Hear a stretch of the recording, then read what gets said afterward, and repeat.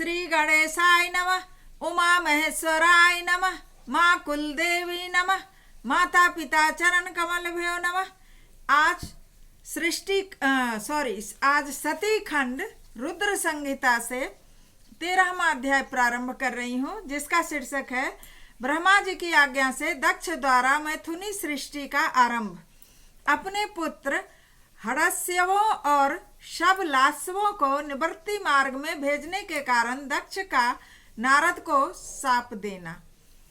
ब्रह्मा जी कहते हैं, नारद, प्रजापति दक्ष अपने आश्रम पर जाकर मेरी आज्ञा पा हर्ष भरे मन से नाना प्रकार की मानसिक सृष्टि करने लगे। उस प्रजा सृष्टि को बढ़ती हुई न देख प्रजापति दक्ष ने अपने पिता मुझ ब्रह्मा से कहा। ये जो प्रजापति दक्ष जो थे वो ब्रह्मा जी के पुत्र थे, तो वो ब्रह्मा जी को कह रहे हैं सृष्टि बढ़ नहीं रहा है। दक्ष कह रहे हैं, ब्राह्मण तात प्रजानाथ, प्रजा बढ़ नहीं रही है प्रभु। मैंने जितने जीवों की सृष्टि की थी वे सब उतने ही के उतने रह गए प्रजानाथ। मैं क्या करूं? जिस उपाय से ये जीव अपने आप बढ़ने लगे वे मुझे बताइए, तदनुसार मैं प्रजा की सृष्टि करूंगा, इसमें संशय नहीं है। अब ब्रह्मा जी ने कहा, तात प्रजापते दक्ष, मेरी उत्तम बात सुनो और उसके अनुसार कार्य करो। सुर श्रेष्ठ भगवान शिव तुम्हारा कल्याण करेंगे। प्रजेश प्रजापति पंचजन वीरन की जो परम सुंदरी पुत्री अशिकनी है उसे तुम पत्नी रूप में ग्रहण करो। स्त्री के साथ मैथुन धर्म का आश्रय ले तुम पुनः इस प्रजा सर्ग को बढ़ाओ। अशिकनी जैसी कामनी के गर्भ से तुम बहुत सी संतानें उत्पन्न कर सकोगे। तदंतर मैथुन धर्म से प्रजा की उत्पत्ति करने के उद्देश्य से प्रजापति दक्ष ने मेरी आज्ञा के अनुसार वीरन प्रजापति की पुत्री के साथ विवाह किया। वह अपनी पत्नी वीरणी के गर्भ से प्रजापति दक्ष ने 10,000 पुत्र उत्पन्न किए। देखिए, प्रजापति दक्ष की पत्नी वीरणी थी। वीरन की पुत्री से उन्होंने विवाह किया कि आगे सृष्टि बढ़े। इसलिए तो जब प्रजापति दक्ष के 10,000 पुत्र हुए, उसका नाम उन्होंने सारों का एक साथ हुआ हर्ष्व कहलाए।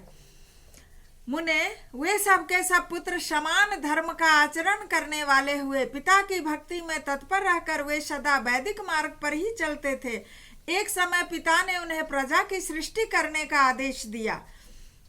अब पिता ने दक्ष ने अपने 1000 पुत्रों को हर्ष्व को कहा, तात तब वे सभी दक्षायन नामधारी पुत्र सृष्टि के उद्देश्य से तपस्या करने के लिए पश्चिम दिशा की ओर गए। पिता ने कहा कि तुम सृष्टि आरंभ करो, तो वो सोचे कि सृष्टि आरंभ से पहले तपस्या कर लेते हैं, तो पश्चिम दिशा की ओर दक्ष के 1000 पुत्र तपस्या के लिए चले गए। वहां नारायण सर नामक पावन तीर्थ है, जहां दिव्य सिंधु नदी और समुद्र का संगम हुआ है। उस तीर्थ जल का से निकट स्पर्श होते ही उनका अंतःकरण शुद्ध और ज्ञान से संपन्न हो गया। उनकी आंतरिक मल राशि धुल गई और वे परमहंस धर्म में स्थित हो गए। दक्ष के सभी पुत्र पिता के आदेश में बंधे हुए थे, अतः मन को सुस्थिर करके प्रजा के वृद्धि के लिए वहां तप करने लगे। वे सभी सत्पुरुषों में श्रेष्ठ थे। राजा दक्ष के 1000 पुत्र सभी प्रजा की वृद्धि के लिए वहां जाकर के सिंधु नदी और समुद्र का जहां संगम था वहां पे सभी तपस्या करने लगे कि किस तरह से प्रजा की वृद्धि हो।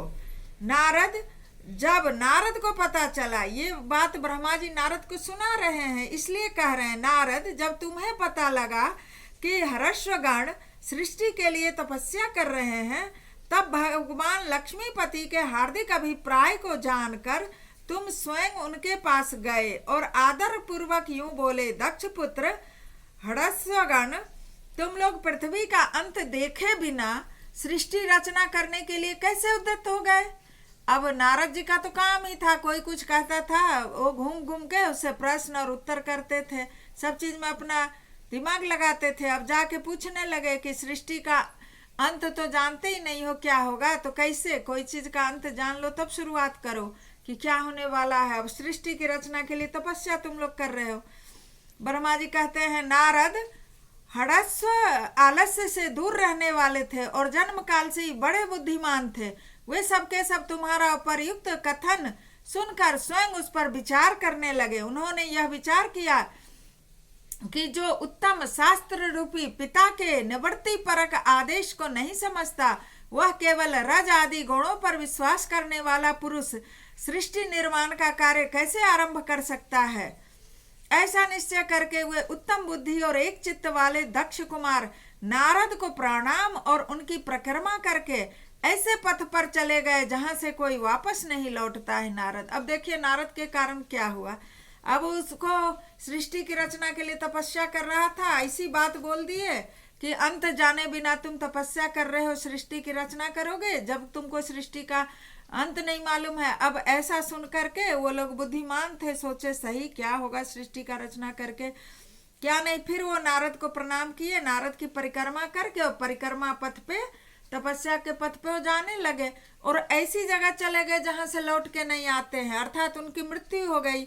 आप लोग को भी मालूम होगा कि जहां पृथ्वी का गुरुत्वाकर्षण बल समाप्त हो जाता है तो इंसान अगर वहां पे परिक्रमा करते या किसी कारण से चला जाता है तो वहीं पे अटक जाता है परिक्रमा करते घूमते घूमते। अब इंसान है, वो तो कोई यान वायुयान है नहीं, अब वहां तो वो उसकी मृत्यु ही हो जाएगी। जब तक पृथ्वी के गुरुत्वाकर्षण बल में कोई रहेगा तो वो गिर जाएगा नीचे, चोट लगेगा या जो भी हो, मरे या बचे। लेकिन जब गुरुत्वाकर्षण बल से ऊपर कोई चला जाएगा तो वो अटक जाएगा और वहां ना उसको भोजन, भूख प्यास से उसका मांस सब शरीर का गल गल के गिर जाएगा, उसकी मृत्यु हो जाएगी या वो हड्डी वहां पर परिक्रमा करता रहेगा या वो भी नष्ट हो जाएगा, क्योंकि फिर या वहीं पे विलीन ही हो जाएगा। गुरुत्वाकर्षण बल नहीं है तो हड्डी मांस गल के भी नहीं गिरेगा। अर्थात कि वो हजारों पुत्र नारद के कारण उनके मृत्यु को प्राप्त हो गए। अब नारद, तुम भगवान शंकर के मन हो मुणे, तुम समस्त लोगों में अकेले विचरा करते हो, तुम्हारे मन में कोई विकार नहीं है, क्योंकि तुम सदा महेश्वर के मनोवृत्ति के अनुसार ही कार्य करते हो। मतलब ये कह रहे हैं नारद के पिता ब्रह्मा कि हो सकता है महेश्वर की ही ऐसी इच्छा होगी, इसलिए ऐसा हुआ। जब बहुत समय बीत गया तब मेरे पुत्र प्रजापति दक्ष को यह पता लगा कि मेरे सभी पुत्र नारद से शिक्षा पाकर नष्ट हो गए, मेरे हाथ से निकल गए। इससे उन्हें बड़ा दुख हुआ। अब किसी के पिता को तो दुख होगा ही कि नारद के कारण गया था सृष्टि के लिए तपस्या करने, ये कैसा शिक्षा दे दिया कि वो परिक्रमा करते करते समाप्त हो गया, आया नहीं। तो वे बार बार कहने लगे, उत्तम संतानों का पिता होना शोक का ही स्थान है, क्योंकि श्रेष्ठ पुत्रों के बिछुड़ जाने से पिता को बड़ा कष्ट होता है। अगर किसी का खतर बेकार हो, चोर डाकू पुत्र हो, कुछ हो, तो वो बिछुड़ भी जाएगा तो इंसान को उतना कष्ट। पुत्र तो खैर पुत्र है, सबसे अमूल्य वस्तु है, लेकिन अगर उसको वस्तु नहीं कह सकते हैं, सबसे अमूल्य आत्मा है। लेकिन जब किसी का श्रेष्ठ पुत्र हो, 1000 पुत्र, और कितना कष्ट हुआ होगा प्रजापति दक्ष को जब वो सुना कि 1000 पुत्र उसके नष्ट हो गए। शिव की माया से मोहित होने के कारण दक्ष को पुत्र वियोग के कारण बहुत शोक होने लगा। तब मैंने आकर अपने बेटे दक्ष को बड़े प्रेम से समझाया, मतलब ब्रह्मा जी ने समझाया और संतावना दी। दैव का विधान प्रबल होता है इत्यादि बातें बताकर उनके मन को शांत किया। मेरे सांत्वना देने पर दक्ष पुनः पंचजन कन्या अशक्कनी के गर्भ से सब लाश्व नाम के 1000 पुत्र उत्पन्न किए। अब अशक्कनी के फिर से 1000 पुत्र हुए, जिसका नाम सब लाश्व रखा गया। वो हर्षव थे, ये सब लाश्व हुए। पिता का आदेश पाकर वे पुत्र भी प्रजा की सृष्टि के लिए, फिर प्रजा की सृष्टि के लिए इसको भेजे 1000 पुत्रों को, कि मतलब उनका वंश बढ़े। लेकिन दृढ़ता पूर्वक प्रतिज्ञा पालन के नियम ले उसी स्थान पर गया जहां बड़े भाई गए थे। वहां फिर नारायण सरोवर के जल का स्पर्श करने से सारे पाप उसके नष्ट हो गए। अब अंतःकरण में शुद्धता आ गई और प्रणव का जप करते हुए बड़ी भारी तपस्या करने लगे। अब तपस्या करने लगे, फिर भी वहां नारद फिर पहुंच गए और पहुंच करके और भाइयों के पथ पर ही मार्ग उसको भी दिखा दिया कि तुम्हारा दर्शन अमोघ है, इसलिए तुमने उनको भी भाइयों का ही मार्ग दिखाया। अब ये नारद जी ये सब लाशों को भी वही रास्ता दिखा दिया कि उधर परिक्रमा करो। अतः भाइयों के पथ पर ऊर्ध्वगति को प्राप्त हुए। अब वो सब ऊर्ध्वगति मतलब उनको उत्तम गति के लिए वो चले गए, लेकिन दक्ष प्रजापति को जब वो जा रहे थे तो दक्ष प्रजापति को बहुत से उत्पात दिखाई दिए। मतलब कुछ अनहोनी होना रहता है तो कुछ लक्षण दिखने लगता है, तो दक्ष प्रजापति को दिखने लगा। इससे मेरे पुत्र दक्ष को बड़ा विस्मय हुआ और मन ही मन दुखी हुए। फिर उन्होंने पूर्ववत तुम्हारी ही करतूत से अपने पुत्रों का नाश हुआ सुना। फिर उनको जानकारी मिली कि नारद के करतूत से फिर हमारे 1000 पुत्र मर गए। इससे उन्हें बड़ा आश्चर्य हुआ। वे पुत्र शोक से मूर्छित होकर अत्यंत कष्ट का अनुभव करने लगे। फिर दक्ष ने तुम पर बड़ा क्रोध किया। अब दक्ष को तो गुस्सा आएगा ही, 2 बार हो गया तो गुस्सा किया। और नारद बड़ा दुष्ट है, दैववश उसी समय तुम दक्ष पर अनुग्रह करने के लिए दक्ष के सामने पहुंच गया। नारद तुम्हें देखते ही शोकावेश से युक्त हुए दक्ष के होठ रोज से फरकने लगे। तुम्हें सामने पाकर वे धिक्कारने लगे, निंदा करने लगे। दक्ष ने कहा, ओ नीच, तुमने यह क्या किया? तुमने झूठ मूठ साधुओं का बाना पहन रखा है। इसी के द्वारा ठग कर हमारे भोले भाले बालकों को जो तुमने भिक्षुओं का मार्ग दिखाया है, यह अच्छा नहीं किया। भिक्षु बना दिया। वो भिक्षा मांगते मांगते परिक्रमा करते करते सब ऊर्ध्वगति को चले गए। तुम निर्दय हो, सठ हो, इसलिए तुमने हमारे इन बालकों के जो अभी ऋषि ऋण, देव ऋण और पितृ ऋण से मुक्त नहीं हो पाए थे, लोक और परलोक दोनों के श्रेय का नाश कर डाला। अब देखिए, चूंकि वो शादी नहीं हुई थी तो वे सारे ऋण उस पर था। इसीलिए कहते हैं कि अगर कोई कुंवारा मर जाता है तो उसके आत्मा को मुक्ति नहीं मिलती है, प्रेत योनि में ही भटकता रहता है। क्योंकि उसके आत्मा को जब शादी होती है तब वो देव ऋण से, ऋषि ऋण से मुक्त होता है। जब उसको संतान होता है किसी मनुष्य को, तब पितृ ऋण से मुक्त होता है। ये मुक्ति पा के ही जब तपस्या करता है तब उसके आत्मा को मोक्ष मिलता है। शास्त्र पुराण में इसीलिए कहा गया है कि शादी करना श्रेष्ठ कर्म है, क्योंकि पहले शादी होगा, उसके बाद ये सब ऋण से मुक्त होगा, तब ना ईश्वर मिलेंगे। पहले ही शुरू कर देगा, ईश्वर ही को पाना तो नहीं होता है। तो जो पुरुष इन तीनों ऋणों को उतारे बिना ही मोक्ष की इच्छा मन में लिए माता पिता को त्याग कर घर से निकल जाता है, सन्यासी हो जाता है, वह अधोगति को प्राप्त होता है।